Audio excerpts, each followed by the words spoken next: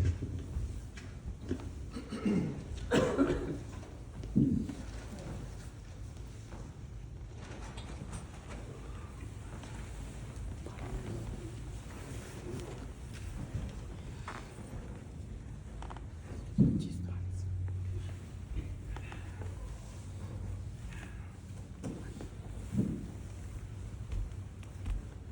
اللہ الرحمن الرحیم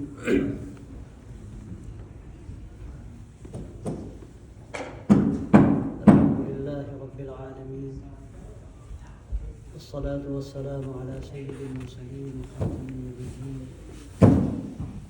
سیدنا ونبینا ومولانا محمد وعلى آلہ وصحبہ اجمعین وعلى من تبعهم بإحسان ودعا بدعوتهم إلى يوم الدين أما بعد فأعوذ بالله من الشيطان الرجيم إنما يعمر مساجد الله من آمن بالله واليوم الآخر وأقام الصلاة وآتى الزكاة ولم يخش إلا الله فعسى أولئك أن يكونوا من المهتدين صدق اللہ العظیم۔ میرے محترم بھائیوں، بزرگوں اور دوستوں، یہ صرف اسلام کی خوبی ہے کہ اس نے ساری دنیا کے مسلمانوں کو ایک لڑی میں پرویا ہے۔ آپ کو شاید کسی دوسرے مذہب میں، دوسرے دین میں یہ امتیاز نظر نہیں آئے گا جو اسلام کا امتیاز ہے، اور یہ ایسا امتیاز ہے کہ اس میں نہ علاقے کا فرق ہے، نہ نسل کا فرق ہے، نہ گورے اور کالے کا فرق ہے۔ اسلام سب کو ایک لڑی میں پروتا ہے اور ایک جگہ پر جمع کرتا ہے۔ انما المؤمنون اخوہ، مسلمان سب کے سب آپس میں بھائی بھائی۔ آپ دیکھیے، آپ یہاں ایک نئی دنیا کے رہنے والے ہیں، چاہے آپ وہاں دوسری دنیا سے آئے ہوں، دوسرے ملکوں سے آئے ہوں اور یہاں کا آباد ہوئے ہوں، لیکن ایک دور میں اس کو نئی دنیا کہا جاتا تھا، اب تو یہ بھی پرانی ہو گئی۔ اور اس دنیا کے لوگ جو بر صغیر میں رہتے ہوں، عرب ملکوں میں رہتے ہوں، تو کتنے دور کے رہنے والے لوگ ہیں، لیکن وہاں کا وہ نظام اللہ نے یہاں پہنچایا، اور اس نظام کو لے کر آپ جیسے لوگ آئے۔ یہ ایک ایسی بنیاد ہے کہ جو تمام مسلمانوں کو ایک جگہ جمع کرتی ہے، اور اس میں کوئی تفریق نہیں، وہ کوئی بھی ہو، وہ کہیں کا رہنے والا ہو، وہ کسی نسل کا ہو، لیکن اگر وہ اسلام کی صحیح ترجمانی کرتا ہے تو سب سے بڑھ کر اللہ سے قریب ہے۔ اللہ تبارک و تعالیٰ قرآن مجید کے اندر یہ بات ارشاد فرماتا ہے کہ ان اکرمکم عند اللہ اتقاکم، کہ تم میں سب سے زیادہ عزت والا وہ ہے جو سب سے زیادہ اللہ کا ڈر رکھتا ہو۔ یہ عزت کا معیار ہے۔ عزت کا معیار اس کو اچھی طرح سمجھ لینا چاہیے، رنگ و نسل نہیں ہے، کہیں کا ہونا یہ عزت کا معیار نہیں ہے۔ عزت کا معیار اسلام کی صحیح ترجمانی ہے۔ جو جتنا زیادہ حقیقت دین کے قریب ہوگا، اللہ کے نبی صلی اللہ علیہ وسلم کی زندگی کو ہضم کر لے گا، جذب کر لے گا، اور اس کی زندگی حضور اقدس صلی اللہ علیہ وسلم کی زندگی کے مطابق ہوگی، وہ اتنا ہی زیادہ اللہ کے قریب ہوگا۔ اور اصل یہی تقویٰ ہے، اس کو بھی سمجھنے کی ضرورت ہے۔ ہمارے بہت سے بھائی اس بات کو نہیں جانتے، وہ سمجھتے ہیں کہ تقویٰ صرف ظاہری شکل و صورت کا نام۔ یاد رکھیے کہ تقویٰ صرف ظاہری شکل و صورت کا نام نہیں ہے، یقیناً یہ بھی تقوی کی ایک بہت اہم ایک اس کا مظہر ہے، اور یہ بھی ضروری ہے، لیکن تقویٰ اصل دل کا نام ہے، دل کی اس کیفیت کا، دل کے اس بن جانے کا۔ اس کے بارے میں حضور اقدس صلی اللہ علیہ وسلم خود ارشاد فرمایا، التقویٰ ہا ہنا، واشار الی صدرہ ثلاث مرات۔ آپ نے سینے کی طرف اشارہ فرمایا کہ تقویٰ تو دل کا ہے۔ اللہ کا دل کے اندر خوف پیدا ہو، اس کی خشیت پیدا ہو، یہ اصل تقویٰ ہے، اور یہی اصل زندگی کا ہمارے محور ہونا چاہیے۔ میں نے جو آپ کے سامنے قرآن مجید کی آیت پڑھی ہے، اس میں اللہ تبارک و تعالیٰ نے اسی بات کی طرف اشارہ فرمایا کہ اصل یہ نہیں ہے، تعمیر مسجد یہ نہیں ہے کہ آدمی ڈھانچہ کھڑا کر دے۔ یقیناً یہ بھی ایک بڑا جو ثواب کی چیز ہے۔ حدیث میں آتا ہے من بنا للہ مسجدا بنى اللہ لہ بیتا فی الجنہ، جو اللہ کا گھر بناتا ہے اللہ کے لیے، اللہ جنت میں اس کا گھر بنائے۔ لیکن تعمیر مسجد جس کو قرآن مجید کہتا ہے وہ کیا ہے؟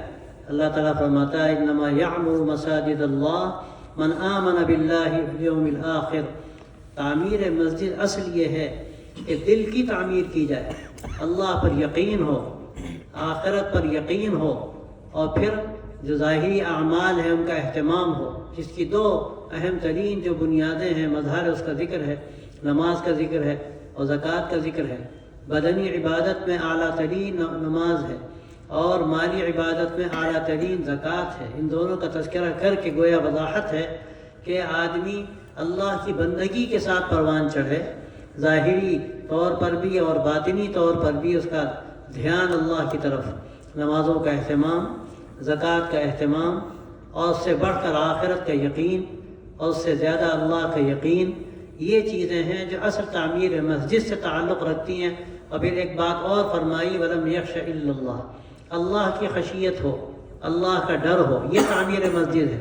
مسجد آپ نے تعمیر کر دی، اعلیٰ سے اعلیٰ مسجد بنا دی، خوبصورت سے خوبصورت آپ نے بڑی سے مسجد تعمیر کر دی جو اپنی مثال لگتی ہو، اور یہ کیا ہے ہمارے بادشاہوں نے۔ ہندوستان جائیے آپ کو کیسی بڑی بڑی مسجدیں نظر آئیں، اور دنیا کے اس وقت مختلف ملکوں میں ایک دوڑ ہے، اعلیٰ سے اعلیٰ لوگ مسجدیں بناتے ہیں، لیکن اصل مقابلہ جو ہونا چاہیے وہ تعمیر مسجد کا ہونا چاہیے، اور وہ تعمیر مسجد کا تعلق اینٹ گارے سے نہیں ہے، اس کا تعلق ہمارے دل سے ہے، اس کا تعلق ہمارے اعمال سے ہے، اس کا تعلق ہماری کیفیات سے ہے، اس کا تعلق ہمارے اندرون سے ہے کہ وہ اللہ تبارک و تعالیٰ سے جتنا قریب ہوگا، جتنا ہمارے اندر اللہ کا ڈر پیدا ہوگا، جتنا ہمارا عقیدہ مضبوط ہوگا، ہمارے اعمال کے اندر جتنی صلابت ہوگی، اور باطنی کیفیات میں ہم جتنا زیادہ آگے بڑھیں گے، اور پھر جو قرآن مجید ہمیں بتاتا ہے کہ ہماری زندگی کیسی ہونی چاہیے، ہم جتنے زیادہ اس کے ترجمان ہوں گے۔ حقیقت میں یہ تعمیر مسجد ہے۔ اس میں اس طرح عقائد ہیں، عبادتیں ہیں، اسی طرح ہماری جو اخلاقی زندگی ہے اس کی بڑی قیمت ہے، اس کی بڑی قیمت ہے۔ ہمیں حدیثوں سے یہ بات معلوم ہوتی ہے کہ سب سے زیادہ جو اس بات کی طرف ہمیں توجہ دلائی گئی ہے وہ ہماری اخلاقی زندگی، ایک دوسرے سے اچھے روابط رکھنا اور ایک دوسرے کے حقوق کی ادائیگی کرنا، یہ ایک بہت بڑی مسلمانوں کی ذمہ داری۔ اور میں دیکھتا ہوں کہ اس وقت جو ہمارے اندر غفلت ہے اس میں ایک بہت بڑی چیز ہمیں نظر آتی ہے کہ بعض مرتبہ عقیدہ بھی ٹھیک ہے، اعمال بھی غنیمت ہیں عبادت کی حد تک، لیکن جو اخلاقی زندگی ہے اس میں بہت ناہمواریاں نظر آتی ہیں۔ اس میں نظر نہیں آتا کہ مسلمان اخلاقی زندگی کیسی ہونی چاہیے، اللہ کے نبی صلی اللہ علیہ وسلم کا طریقہ زندگی کیا تھا۔ اللہ تبارک و تعالیٰ نے آپ صلی اللہ علیہ وسلم کے بارے میں جو بات ارشاد فرمائی انک لعلی خلق عظیم، آپ صلی اللہ علیہ وسلم اخلاق کے اعلیٰ ترین معیار پر ہیں، اور اس کے علاوہ آپ کے بارے میں کہا گیا وما ارسلناک الا رحمۃ للعالمین، کہ ہم نے آپ کو جہانوں کے لیے رحمت بنا کر بھیجا۔ تو یہ آپ کی سراپا جو رحمت زندگی ہے، اس زندگی کا کہاں تک ہم پر عکس ہے، اس کا کہاں تک ہم پر اثر ہے، اور کہاں تک وہ چیزیں ہم فالو کرتے ہیں، اور اس کا اثر ہماری زندگی میں نظر آتا ہے اس طرح کہ لوگ ہمیں دیکھیں تو ہمیں دیکھ کر ان کو یہ اندازہ ہو کہ اللہ کے نبی صلی اللہ علیہ وسلم کی تعلیمات کیا ہے۔ میں آپ سے صاف کہتا ہوں اس وقت کا جو بہت بڑا المیہ ہے، اس کے نتیجے میں آج اسلام بدنام ہو رہا ہے، مسلمان بدنام ہو رہے ہیں۔ اب ایک قدم آگے بڑھ کر کہتا ہوں کہ سرکار دو عالم حضرت محمد عربی صلی اللہ علیہ وسلم کی ذات اقدس پر لوگ زبانیں دراز کر رہے ہیں، اس کا بڑا سبب یہ ہماری بدعمالیاں ہیں۔ ہماری بدعمالیاں کون سی بدعمالیاں؟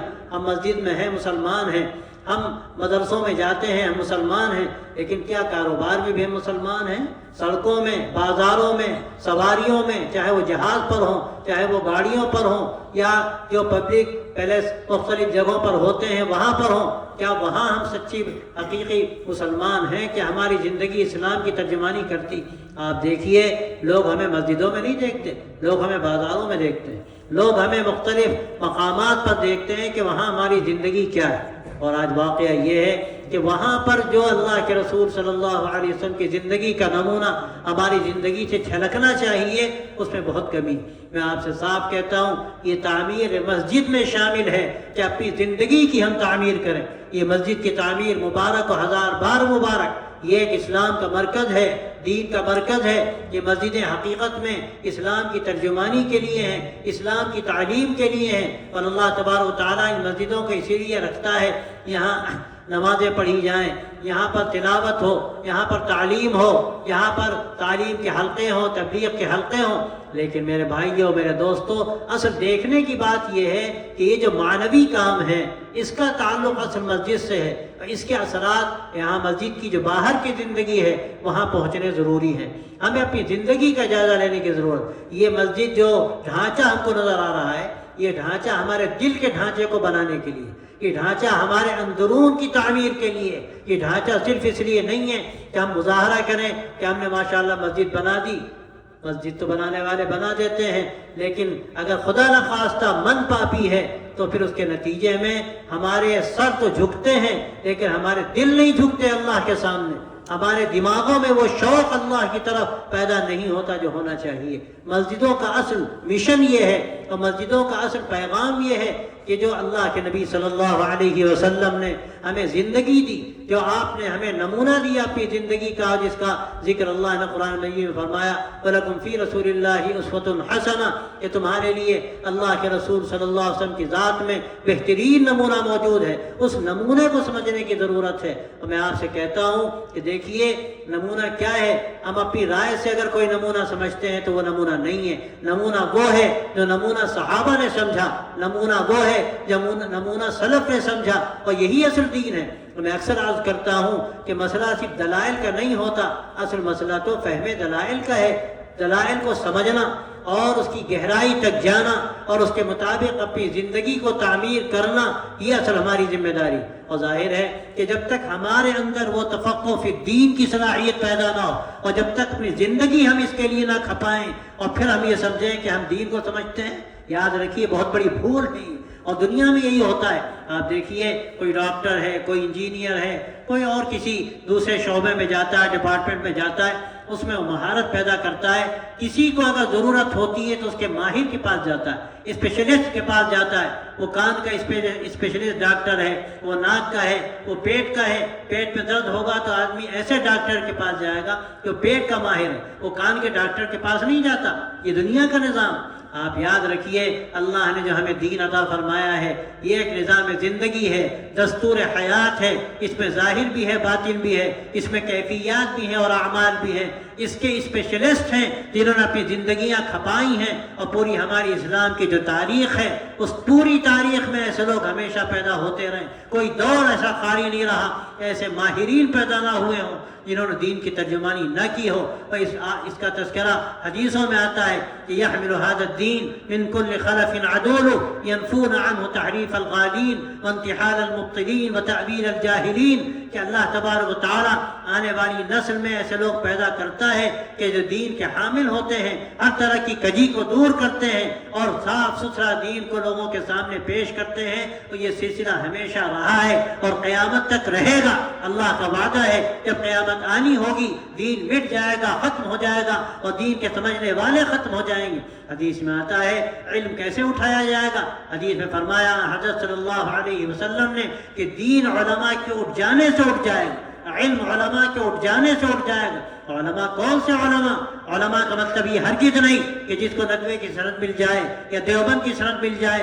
حقیقت میں عالم وہ ہے جس کا دل اللہ کی خشیت سے لبریز ہو، جس کے بارے میں یہ کہا جائے کہ وہ اللہ کے نبی صلی اللہ علیہ وسلم کا وارث ہے، آپ کے درد کا وارث ہے، آپ کے علم کا وارث ہے، آپ کے دین کا وارث ہے. آپ صلی اللہ علیہ وسلم کی جو صفت اللہ نے قرآن مجید میں بیان فرمائی کہ لعلک باخع نفسک علی آثارہم ان لم یؤمنوا بہذا الحدیث اسفا، کہ اگر ایمان نہیں لاتے تو لگتا ہے کہ آپ اپنی جان دے دیں گے. یہ آپ کے اندر ایک کڑھن تھی، ایک طلب تھی کہ اللہ کی یہ بندے اللہ سے قریب ہو جائیں، اللہ کو پہچان لیں. یہ طلب جن ہمارے علماء کے اندر پیدا ہوتی ہے، حقیقت میں وہ عالم کہلانے کے مستحق ہیں. وَإِنَّمَا يَخْشَى اللَّهَ مِنْ عِبَادِهِ الْعُلَمَاء. اللہ فرماتا ہے کہ علماء ہیں جن کے اندر اللہ کی خشیت ہوتی ہے، اللہ کا ڈر ہوتا ہے. وہ کسی چیز سے ڈرتے نہیں، ان کے اندر کسی چیز کی لالچ نہیں ہوتی. ان کے اندر مزاج یہ ہوتا ہے کہ اللہ کے دین کو لے کر کھڑا ہونا ہے، اللہ کے دین کو لے کر لوگوں کے سامنے پہنچ کر ایک مزاج ان کا بنانا ہے، ایک نمونہ خود اپنی زندگی سے پیش کرنا ہے. اصل ہماری یہی ذمہ داری اور یہی تعمیر مسجد ہے. میرے دوستوں اور بھائیوں، میں آپ سب کو مبارکباد دیتا ہوں. اور اس مسجد کی تعمیر کرنے والے، یا اس کو یہ پہلے چرچ تھا لیکن الحمدللہ ایک اللہ کی عبادت کے لیے اس کو خالص کیا گیا، یہ اللہ کی نعمت ہے. یہاں کئی خداؤں کی پرستش ہوتی ہو، ایک گورکھ دھندا ہو. تسلیس کا عقیدہ کیا ہے؟ ایک گورکھ دھندا ہے، ایک کے تین اور تین کے ایک، جو بات نہ سمجھنے کی نہ سمجھانے کی، اور کوئی سمجھانا چاہے وہ سمجھا نہیں سکتا. اس کی وجہ کیا ہے کہ توحید کے عقیدے کو شرک کی نجاست سے آلودہ کیا گیا. اب الحمدللہ یہاں عقیدہ توحید ہے، ایک اللہ کی پرستش ہے، اللہ کی بہت بڑی نعمت ہے. اور ایسا کرنے والے یقیناً اللہ تبارک و تعالیٰ کے انعام کے مستحق ہیں. اور بھی مسجد الابرار ہے. حضرت مولانا الحق صاحب رحمۃ اللہ علیہ، ایک بڑے بزرگ حضرت مولانا شفلی تھانوی رحمۃ اللہ علیہ کے گویا کہ آخری خلیفہ، اللہ تعالیٰ نے ان کو احیاء سنت کا ایک عجیب ذوق عطا فرمایا تھا. یہ ان کے نام سے منسوب ہے. ہمیں امید ہے کہ یہاں سے احیاء سنت کا کام ہوگا، یہاں سے دعوت الحق کا کام ہوگا، یہاں سے حق کی بات عام کی جائے گی. لیکن یاد رکھیے کہ اس کا بھی طریقہ ہے. اللہ کے نبی صلی اللہ علیہ وسلم نے ہمارے سامنے اس کا طریقہ رکھا، کیسی محبت کے ساتھ، کیسی شفقت کے ساتھ، کیسی حکمت کے ساتھ، کیسی بصیرت کے ساتھ آپ صلی اللہ علیہ وسلم نے لوگوں کے سامنے دین رکھا. آج یہ ہماری ذمہ داری. آج ہم اس ملک میں رہتے ہیں، اس ملک کی پوری دنیا پر گویا کہ فرما روائی ہے. اگر یہاں کے لوگ یہ طے کر لیں کہ ہمیں ایک نمونے کی زندگی پیش کرنی ہے، ہمیں ثابت کرنا ہے کہ اسلام کیا ہے اور اسلام نے انسانیت کو کیا دیا، یہاں رہنے والے لوگوں کو کیا مل سکتا ہے. ایک ہی بات یاد رکھنے کی ہے، یہ انسانی مزاج ہے، وہ فائدہ دیکھتا ہے، وہ یہ دیکھتا ہے کہ ہمیں کہاں سے کیا ملے گا. آج دنیا میں جو ایک عام طور پر بے چینی ہے، ایک بالکل بے سکونی کی کیفیت ہے، اور لوگ مختلف قسم کی پریشانیوں اور بے چینیوں میں مبتلا ہیں. اور اس کے نتیجے میں اپنے ملک میں دیکھتا ہوں، کوئی کسی مٹ کے آگے پڑا ہوا ہے، کوئی کسی سمندر کے کنارے پڑا ہوا ہے، کسی دریا کے کنارے پڑا ہوا ہے سکون کی تلاش میں. میں آپ سے کیا کہوں، اللہ تبارک و تعالیٰ نے وہ سکون کی دولت آپ کے سینوں میں رکھی ہے. ہم یہاں کے رہنے والے اگر طے کر لیں کہ ہمیں ایک نمونہ پیش کرنا ہے اس ملک میں، اور کیا بعید ہے کہ آپ کا یہ عزم اور یہ حوصلہ یہاں کے لوگوں کو ایک روشنی دے، اور یہ روشنی وہ ہو کہ جس سے عالم میں روشنی پھیلے. اس لیے کہ یہ ملک وہ ہے جو دنیا کو دے رہا ہے، لیکن کیا دے رہا ہے. حضرت مولانا علی میاں رحمۃ اللہ علیہ جب یہاں تشریف لائے تھے تو مولانا نے ایک عجیب جملہ کہا، اس ملک کو میں آخری درجے میں خوش قسمت سمجھتا ہوں، لیکن آخری درجے میں بدقسمت بھی سمجھتا ہوں. آخری درجے میں خوش قسمت اس لیے سمجھتا ہوں کہ یہاں سب کچھ ہے، یہاں ٹیکنالوجی ہے، یہاں اس کی ساری جو ضروریات ہیں انسان کی اس کے فراہم کرنے کی کوششیں جاری ہیں، ترقی کا ایک سلسلہ ہے، اور دنیا کو یہ ملک بہت کچھ دے رہا ہے. لیکن دوسری طرف اگر دیکھا جائے تو انسانیت کی حیثیت سے یہ بالکل ایک ایسا کنگال ملک ہے جہاں اخلاق کی قدریں نہیں ہیں، جہاں انسانیت کی قدریں نہیں ہیں، جہاں اگر غور کیا جائے تو ایسا عدم توازن ہے اخلاق میں اور ٹیکنالوجی میں اور اس طاقت میں جو انسانی طاقت ہمیں یہاں نظر آ رہی ہے، کہ اس کے نتیجے میں اس کے جو خطرناک ہمارے سامنے نتائج سامنے آ رہے ہیں وہ آخری حد تک ہیں. اور مولانا اس کی مثال دیتے تھے، جیسے بچے کو تمنچا دے دیا جائے جائے. وہ بیچارہ نہیں جانتا کہ اس کی گولی کس پر چلانی ہے. وہ اپنے باپ کو مار دے, اپنی ماں کو مار دے. وہ حقیقت سے ناواقف, وہ اخلاق کی زندگی نہیں جانتا. اس کی ابھی جو شعور کی سطح ہے وہ بہت ہی ہلکی ہے اور بہت کمزور ہے.